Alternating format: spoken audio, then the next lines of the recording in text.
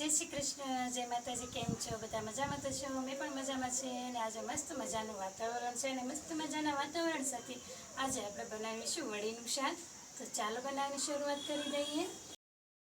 तो वड़ी बनावવા માટે મેં અહીંયા પીળી મગની દાળ આવે ફોતરા વગરની તે લીધી છે અને તેને 2 કલાક પહેલાં મેં પલાળી દીધી હતી અને તે સરસ રીતે પલળી ગઈ છે। દાળમાંથી આપણે પાણી કાઢી લેવાનું છે। તો મેં દાળમાંથી પાણી કાઢી લીધું છે અને હવે એક મિક્સર જાર લઈશું અને આ દાળ તેમાં આપણે ઉમેરી દઈશું। તેની સાથે આપણે 2 લસણની કળી, થોડા લીલા મરચાંના ટુકડા અને આદુનો ટુકડો છે તે ઉમેરી દઈશું। ધાણાની દાંડલિયું,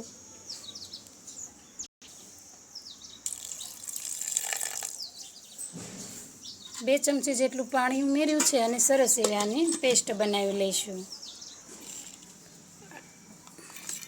ટમેટાં, ડુંગળી, ધાણા, મરચાં, આદુ અને આ લસણ આ બધાની પણ આપણે સરસ એવી પેસ્ટ બનાવી લેવાની છે।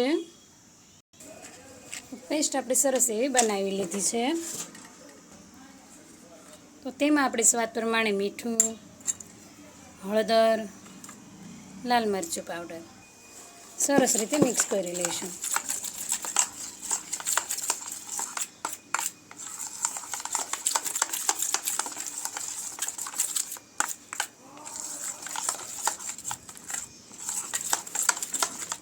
આપણે સરસ રીતે આ બધું મિક્સ થઈ ગયું છે। તો હવે આપણે વઘાર માટે તેલ રાખી દઈશું। તો ચૂલો મેં સળગાવી દીધો છે અને તેની ઉપર આપણે આ લોયું રાખી દઈશું।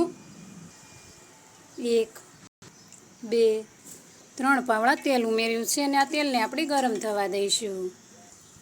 તેલ આપણું ગરમ થઈ ગયું છે તો તેમાં મેં અડધી ચમચી રાઈ ઉમેરી છે,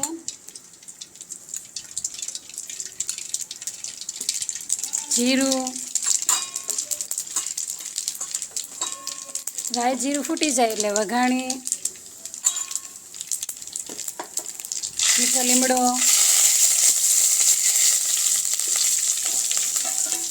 આદુ મરચાં લસણની પેસ્ટ અને તેની સાથે ડુંગળી ટમેટાં પણ ઉમેરી દીધું છે।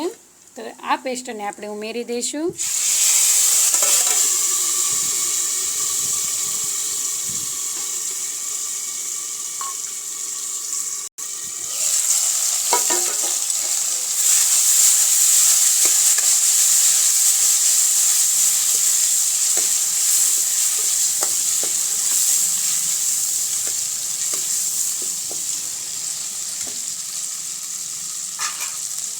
તો થોડી વાર માટે આ ગ્રેવીને આપણે સરસ રીતે ચડવા દઈશું। અડધી ચમચી ગરમ મસાલો, હળદર, સ્વાદ પ્રમાણે મીઠું, લાલ મરચું, પાઉંભાજી સરસ રીતે મિક્સ કરી લઈશું। તો મસાલો આપણો સરસ રીતે થઈ ગયો છે તો તેમાં આપણે 1 ગ્લાસ પાણી ઉમેરીશું।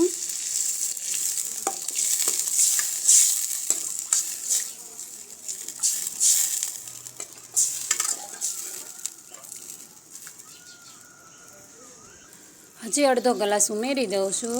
તો કમસે કમ મેં અહીંયા 1.5 ગ્લાસ પાણી ઉમેર્યું છે અને આ આંધણને આપણે ઉકળવા દઈશું।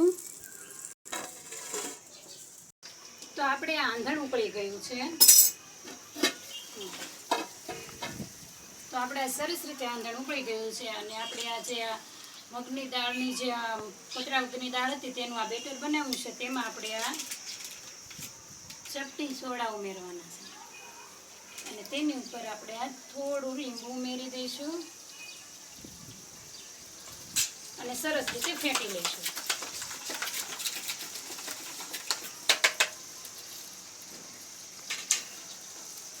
તો આપણે સરસ એવું આ બેટર તૈયાર છે। તો આપણે આમાંથી નાની નાની વડીઓ આપણે આમાં પાડી દેવાની છે। આ વડીને આપણે તળવાની નથી।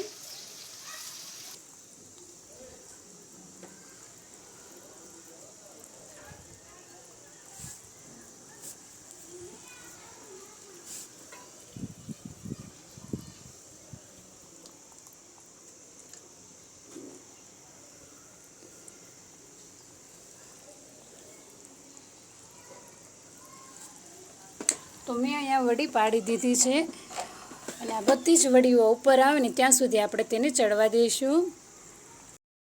તમે જોઈ શકો છો કે આપણી વડી ઉપર આવી ગઈ છે. તો હવે આપણે આ શાકને નીચે ઉતારી લઈશું.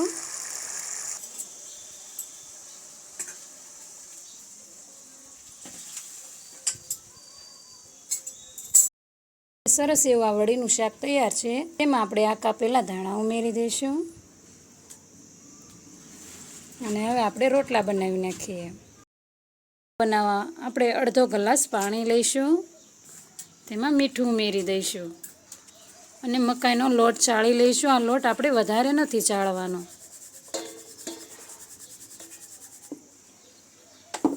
પછી જરૂર પડશે ને તો આપણે ફરીથી ચાળી લઈશું, કારણ કે મકાઈનો રોટલો બનાવવા માટે આપણે લોટને વધારે કઠણ પણ નથી રાખવાનો અને ઢીલો પણ નથી રાખવાનો.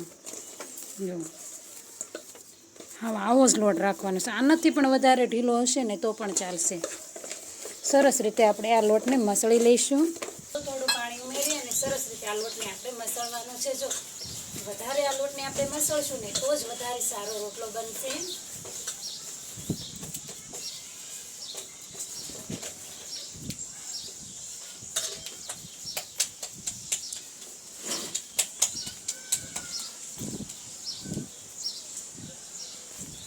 તો સરસ રીતે ગોળ ગોળ પીંડો વાળી લીધો છે.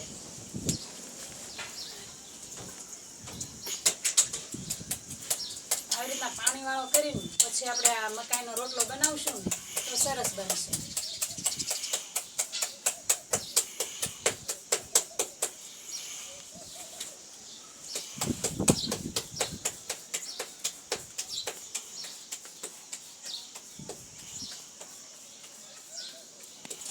આપણે સરસ રીતે આ રોટલો ટીપાઈ ગયો છે. તો હવે તાવડીમાં આપણે રાખી દઈશું અને અલટ પલટ કરીને સરસ રીતે શેકી લેવાનો છે.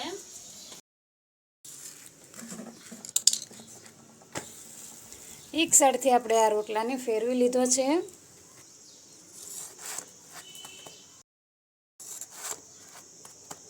રોટલાને આપણે બીજી સાઈડ ફેરવી નાખ્યો છે અને સરસ રીતે ચડવા દઈશું.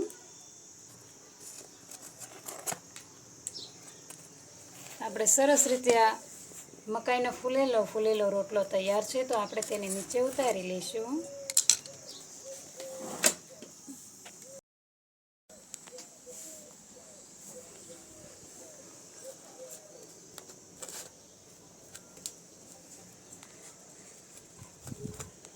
તો સરસ રીતે આપણે મકાઈના રોટલા અને વડીનું શાક બનાવી નાખ્યું છે. જો તમને મારો વિડીયો પસંદ આવે તો લાઈક, શેર અને સબસ્ક્રાઈબ કરવાનું ભૂલતા નહીં. તો આપણે વડીનું શાક, મકાઈનો રોટલો અને ઠંડી ઠંડી છાશ. જો તમને અમારો વિડીયો પસંદ આવે તો લાઈક, શેર અને સબસ્ક્રાઈબ કરવાનું ભૂલતા નહીં.